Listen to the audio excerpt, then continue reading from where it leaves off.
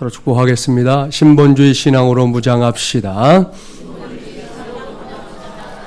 죽기를 각오하고 기도합시다. 할렐루야. 오늘은 2019년 추수감사 주일로 지킵니다. 그래서 여러분의 눈에 보이는 대로 우리 마중을일한 가족들이 감사절의 은혜를 고백하면서 강단에 올려드린 헌물들이 자리를 잡고 있는 겁니다. 여러분 중에 많은 사람들이 나름 이 추수감사절의 유래에 대해 알고 있을 텐데요.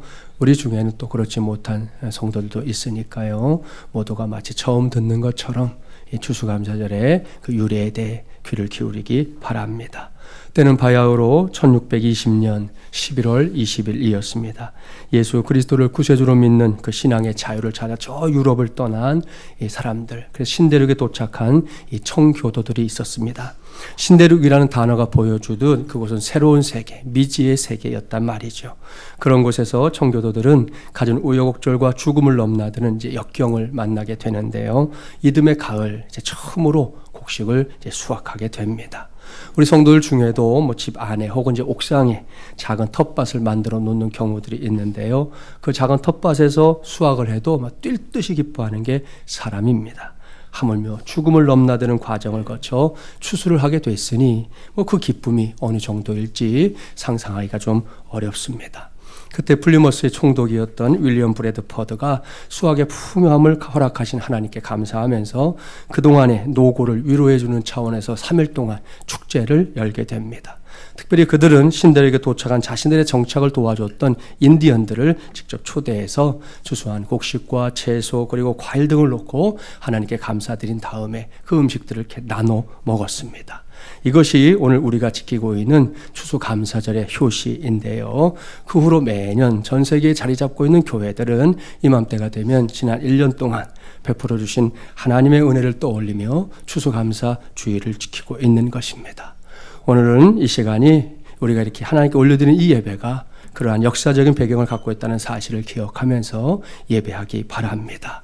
물론 우리 모두가 직접 농사를 짓는 농부의 심정일 수는 없을 겁니다. 하지만 인생이라는 또 하나의 터전에서 나의 삶이라는 농사를 지으며 살고 있는 것이 이 성도 아닙니까? 그러한 내 자신의 삶을 특별히 지난 1년을 되돌아보면서 신대륙의 청교도들처럼 하나님께 감사의 고백을 올려드리는 저와 여러분이 되기를 주님의 이름으로 축복합니다. 이렇게 복되고 의미심장한 오늘은 신본주의 신앙으로 무장하자 9번째 시간입니다. 오늘은 험악한 세월을 살아가는 이들이요 감사합시다 라는 제목으로 하나님의 말씀을 전하도록 하겠습니다. 2019년 추수감사주일인 오늘 이 시간에 우리가 만나볼 사람은 믿음의 조상이라고 불리는 이제 아브라함에게는 손자이고요, 이삭에게는 이 둘째 아들인 야곱입니다. 야곱 잘 아시죠? 에서와 함께 쌍둥이로 세상에 태어난 사람입니다. 야곱은 어머니인 이 리브가의 뱃속에서부터 형 에서와 다툰 사람이에요. 자세한 기록은 없지만 아마도 누가 먼저 세상에 태어날 것인가? 이 문제 때문이었던 것 같습니다.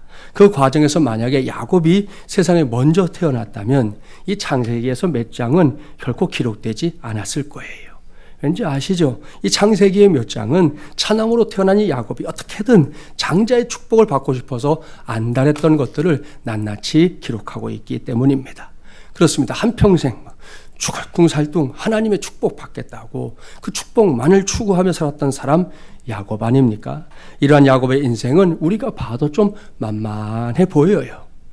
미국에 있는 새생명 비전교회를 시무하시는 강준민 목사님, 야곱과 그의 아들인 요셉에 관한 책을 각각 쓰신 분인데요. 강 목사님이 두 인물에 대해 평가하는 것을 보면 먼저 요셉은 가까이 하기에는 너무 먼 당신이라는 거예요.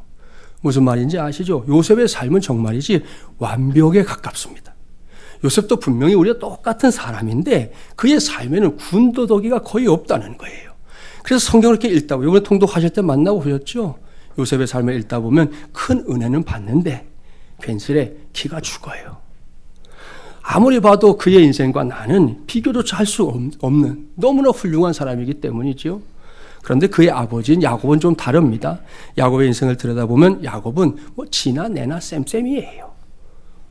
하는 짓, 하는 생각, 우리와 별반 다를 게 없단 말입니다.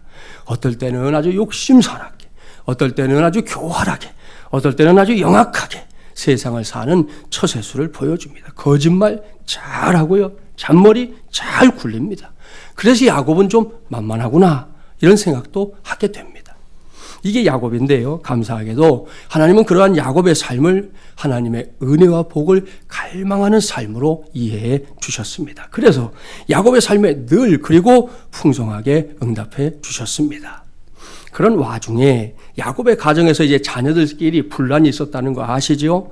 아들만 12명을 둔 그 가정에서 분란의 중심에 서 있던 사람은 다름 아닌 요셉이었습니다. 아버지의 편애 때문에 형들로부터 미움을 받게 된 요셉, 결국 형들의 손에 의해 애굽으로 팔려가는 노예 신세가 되고 말았습니다. 형들은 요셉이 광야에서 짐승들에 의해 물려 죽었다, 그렇게 아버지를 속였고요. 야곱은 그렇게 속절없이 요셉이 죽은 줄만 알았습니다. 그런데 아니었다는 건 우리는 다 알죠. 여러 우여곡절 끝에 야곱이 요셉을 다시 만났습니다. 그로 인해 야곱의 가족들 전체가 이제 애굽으로 이주하게 되는데요. 오늘 우리에게 주신 말씀은 애굽으로 이주하게 된 야곱이 요셉과 함께 애굽의 왕인 바로 왕을 아련하는 장면으로부터 시작이 됩니다. 본문 1절부터 4절까지의 말씀을 저와 여러분이 한 절씩 교독해 보겠습니다. 1절 제가 먼저 봉독할게요. 요셉이 바로에게 가서 고하여 이르되 내 아버지와 내 형들과 그들의 양과 소와 모든 소유가 가나안 땅에서 와서 고센 땅에 있나이다 하고, 바로가 요셉의 형들에게 묻되 너희 생업이 무엇이냐? 그들이 바로에게 대답하되 종들은 목자이온데 우리와 선조가 다 그러하니이다 하고,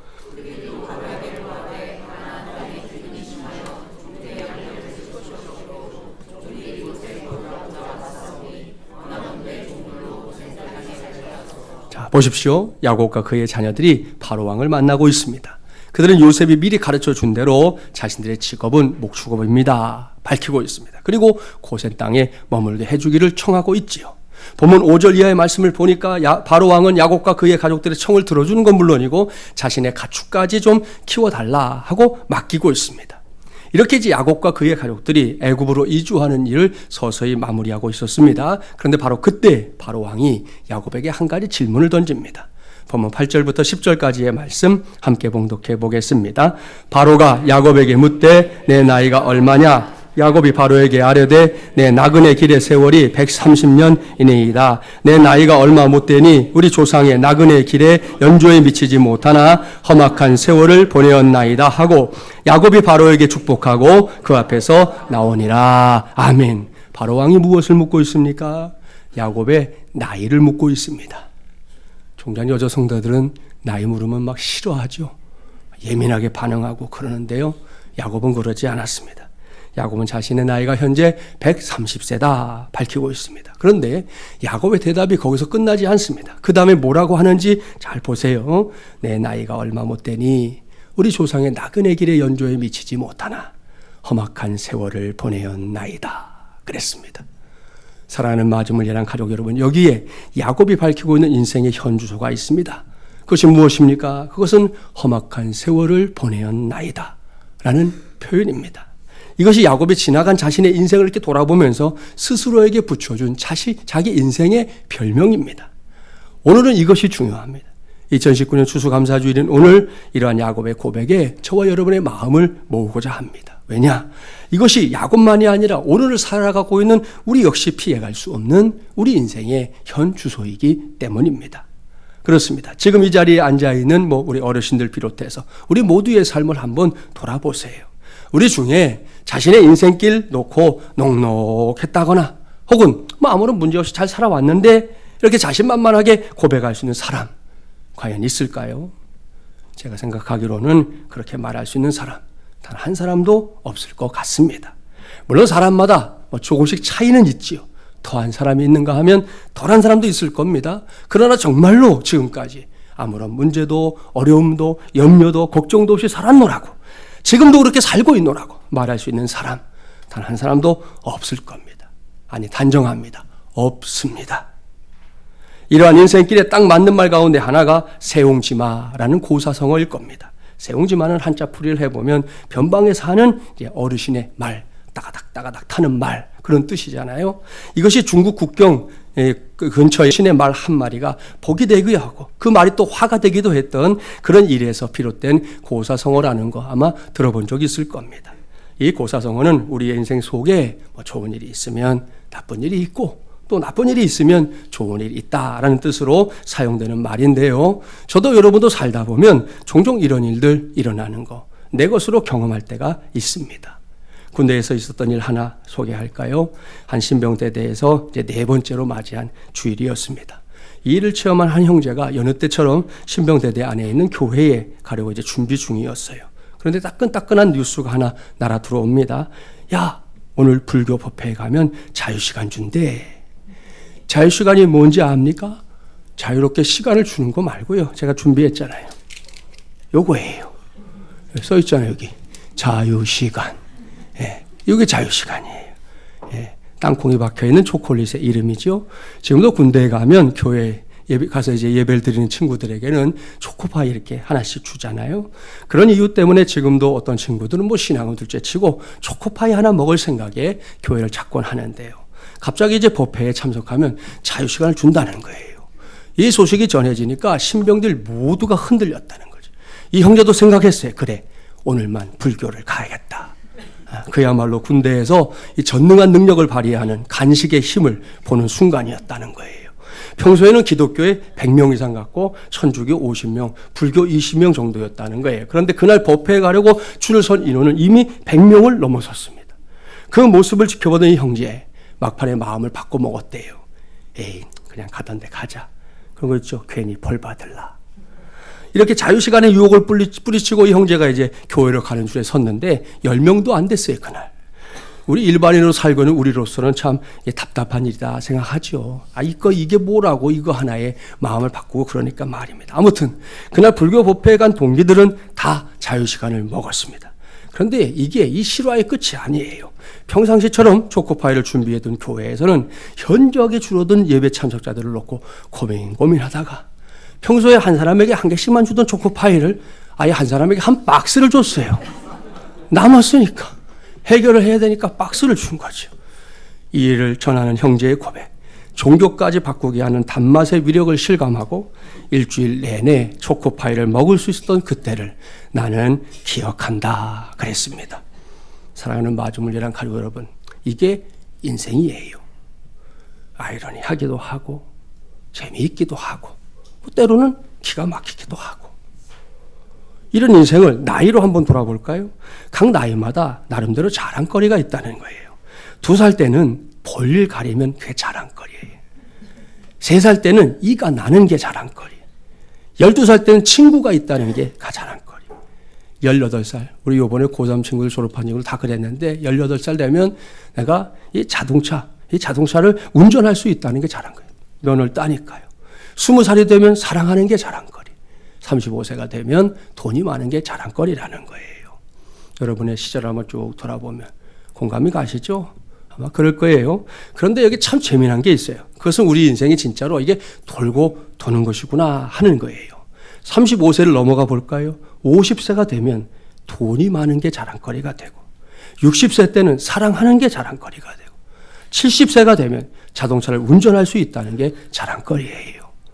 우리 교회 다녀가신 곽선희 목사님, 80 한참 넘으셨는데도 지금도 운전하는데 전혀 문제 없거든요. 그분이 저희들한테 꼭 하는 말, 절대로 목사들이 앞으로 평생 운전하고 싶으면 운전대 놓지 말라는 거예요. 어느 시기가 돼서 교회에서 예를 들어서 운전하는 사람을 붙여주고 뒤에 타기 시작하면 그 사람은 은퇴하는 즉시 아무데도 못 간다는 거예요. 그러니까 그게 싫거들랑 운전대 꼭 자기가 잡아라 그러시는데 아무튼 70세 운전할 수 있으면 자랑거리가 되지요. 75세 때는 친구들이 남아있다는 게 자랑거리고 80세 때는 이가 남아있다는 게 자랑거리고 85세가 되면 볼일 잘 가리는 게 자랑거리라는 거예요. 이건 김진철 목사 말이 아니고요. 다리우스 워지아닉의 이 스탠드업 코미디인 사랑할 때는 언제나 청춘이라는 그 코미디에 나오는 대사입니다. 어떻습니까? 앞과 뒤가 딱 들어맞죠? 아마도 그건 아니다 이렇게 말할 수 있는 사람 없을 겁니다. 이렇게 엎치락 뒤치락 하면서 앞으로 또 엎치락 뒤치락 하면서 앞으로 나아가는 것이 뭐라고요? 인생입니다. 음지가 양지되고 양지가 음지되는 인생 말입니다. 이러한 인생길이기 때문에 야곱의 고백처럼 우리의 인생길은 분명히 험악한 세월을 보내는 기간이다. 이렇게 정의할 수 있습니다. 이걸 전제하고 질문합니다. 그렇다면 과연 이것이 우리의 인생에 대한 마지막 정의일까요? 이 질문에 대한 여러분의 생각은 무엇입니까? 제게 답을 말하라고 하면 아닙니다. 결코 그렇지 않습니다. 이게 저의 답입니다. 당장 야곱의 인생만 들여다봐도 알 수 있지 않습니까? 야곱의 인생이 그의 고백 그대로 험악한 세월이라고 묘사할 만하다는 데는 대해 저도 여러분도 얼마든지 동의할 수 있어요. 그의 파란만장한 삶을 아는 사람들 누구나 그렇게 생각할 겁니다. 하지만 야곱의 인생은 그렇게 험악하게 끝나는 인생이 아니었다는 거죠.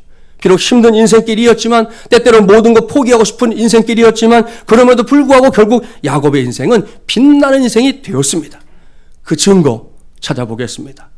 우리 창세기 다음 장인 우리 출애굽기 가보겠습니다. 출애굽기 3장 6절 말씀, 이 말씀 매우 중요해요.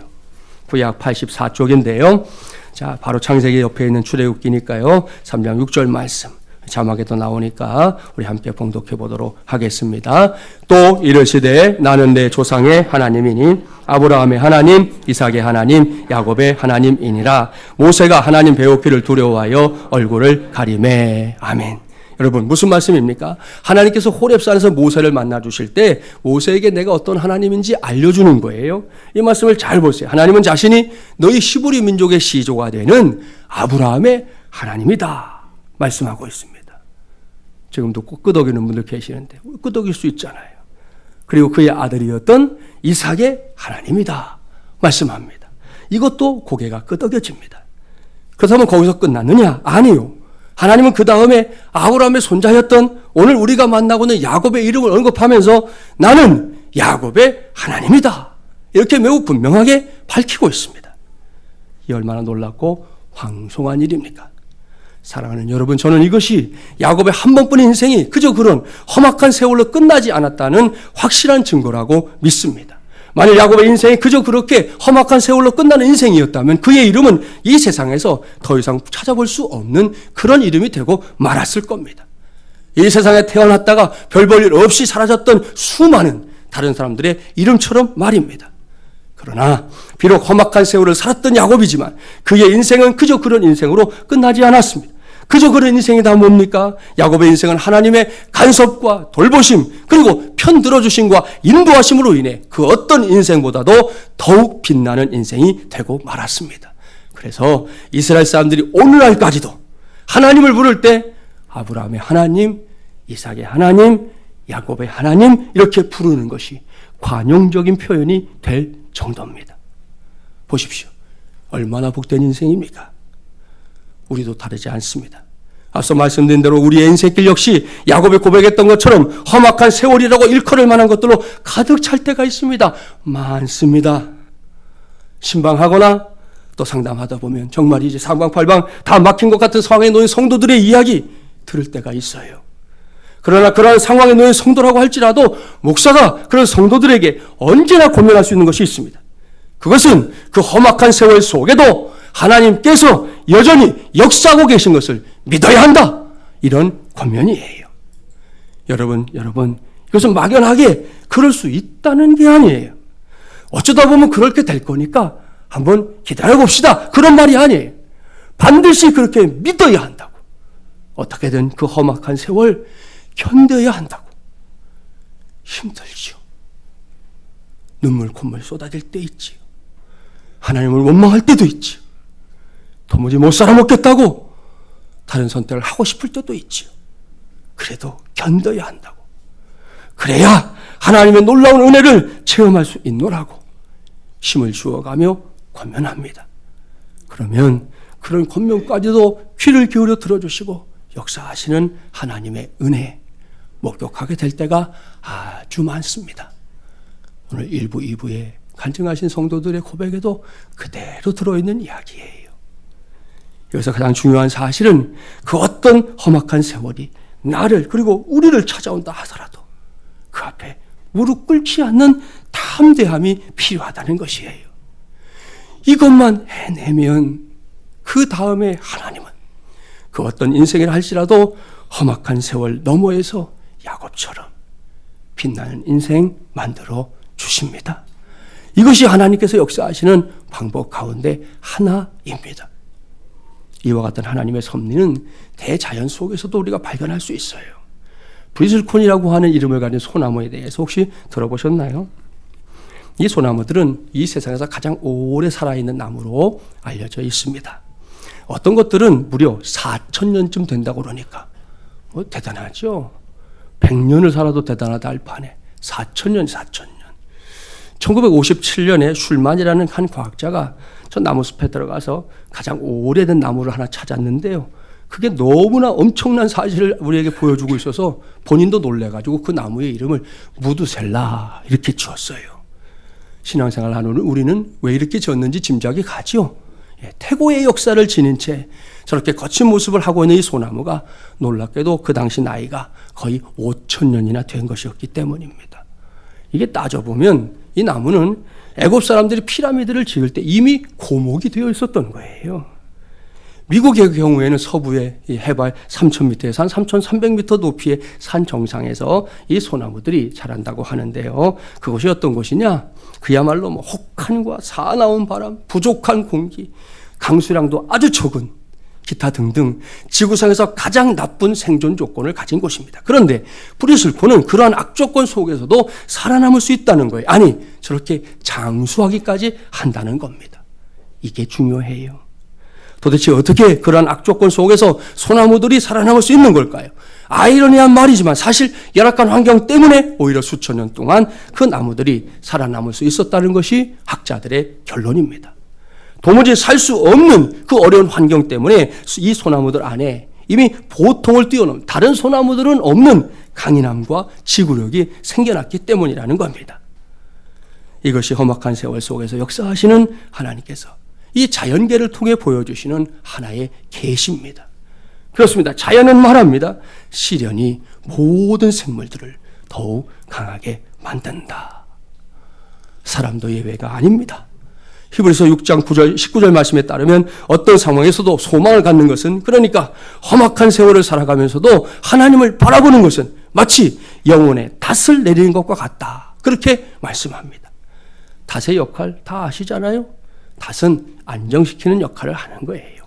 그러니까 비록 험악한 세월을 살고 있지만 그 속에서 하나님을 바라보는 것이 내 영혼이 떠내려가지 않도록 꽉 붙잡아주는 그런 역할을 한다는 말씀입니다. 그렇습니다. 닷이 없으면 배는 바람과 물결에 의해 좌우될 수밖에 없어요. 마찬가지로 우리의 영혼도 중심을 잡아주는 닷이 없으면 예측 불가능한 인생의 기후로 인해 왔다 갔다 하다가 때로는 파손할 수도 있다는 것이죠. 그래서 이 시간에는 그 영혼의 닷에 해당되는 가장 중요한 것 한 가지를 여러분에게 소개합니다. 그것은 다른 것이 아니라 감사하는 것이에요. 성경의 가르침을 그대로 옮겨오면 범사에 감사하라. 바로 이것입니다. 사도 바울은 말씀합니다. 범사에 감사하라 다음에 뭐라고 그래요? 이것이 그리스도 예수 안에서 너희를 향하신 하나님의 뜻이니라 분명하게 말씀하고 있습니다.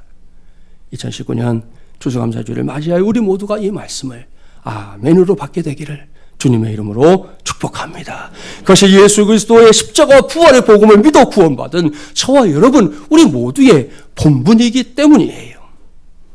한 성도가 목사님을 찾아가서 상담을 요청했어요. 목사님, 사업에 큰 문제가 생겼습니다. 어떻게 하면 좋을까요? 자초지종을 다 들은 다음에 목사님이 말해줍니다. 하나님께 감사하십시오. 다음날 다른 성도가 목사님을 찾아와서 상담을 요청했습니다. 목사님, 하나님께 드린 기도의 응답을 기다리는 중인데 너무 초조해요. 어떻게 하면 좋을까요? 목사님이 어제와 똑같이 대답합니다. 하나님께 감사하십시오. 다음날 또 다른 성도가 찾아와서 목사님께 상담을 요청했습니다. 목사님, 지난번 말씀드렸던 문제가 이제 거의 해결되었습니다. 잘 마무리하고 싶은데 좋은 방법이 없을까요? 목사님이 다시금 말합니다. 하나님께 감사하십시오. 사랑하는 여러분, 별것 아닌 이야기인 것 같지만 여기에 진리가 있고 여기에 해답이 있습니다. 그렇습니다. 하나님께 감사하는 것이 인생의 모든 문제의 정답인 줄 믿습니다. 왜냐? 세상에 무엇 하나도 하나님을 통하지 않고 생긴 것이 없고요. 세상에 작은 일 하나도 하나님의 섭리가 아닌 것이 없기 때문입니다. 물론 우리가 그걸 다 이해하지 못해요. 다 깨닫지 못해요. 그래서 답답하고 힘들어요. 그래서 견뎌내기가 버겁다고 아우성칠 때도 많아요. 그러나 그는 하나님을 진정으로 믿는다면, 그게 확실하다면 우리에게 남는 거, 우리가 해야 할 것은 감사뿐인 줄 믿습니다. 여기서 오늘 제가 전하는 말씀의 제목도 올려주십시오. 험악한 세월을 살아가는 이들이여 감사합시다. 험악한 세월을 살아가고 있는 우리 마주물려는 이들이여 우리 모두 감사합시다. 이것이 오늘 저와 여러분이 붙잡아야 할 신본주의 신앙입니다. 이를 명심하고 지금 이 시간에 감사합시다. 내일도 감사합시다. 지금까지도 그랬던 것처럼 앞으로도 우리의 인생에 험악한 세월이 찾아오는 건 정말 죄송하지만 정말 여러분에겐 안타까운 일이고 제게도 안타까운 일이지만 우리의 힘으로 바꿀 수가 없어요. 그놈의 세월이 찾아오는 건 막아낼 재간이 없단 말입니다. 피해갈 방법이 없단 말입니다. 우리가 할 수 없단 말이에요. 백날 첫날 원망하고 불평하고 통곡을 해도 우리 힘으로 안 되는 거예요. 하지만 어떤 상황에서든 감사하는 건 여러분 내가 할 수 있고요. 우리가 할 수 있잖아요. 다른 건 못해도 감사하는 건 내가 할 수 있고 우리 모두가 할 수 있잖아요. 요즘도 여러 모양으로 나라가 어수선합니다. 연일 별의별 일들이 다 일어나요. 몇 해 전에는 듣도 보도 못했던 일들이 일어나요. 이게 도대체 어떻게 된 세상이지? 문 열고 나가는 게 두려워요. 게다가 다가오는 10월 31일은 종교개혁이 일어난 지 무려 502주년을 맞이하는 날입니다. 그 길고 긴 시간이 무색하게 오늘날의 교회 안에 개혁자들의 정신이 필요하다 하는 소리도 매우 높습니다. 이게 지금 우리의 삶의 현실들이에요. 그럼에도 불구하고 사랑하는 여러분, 우리 모두 감사합시다.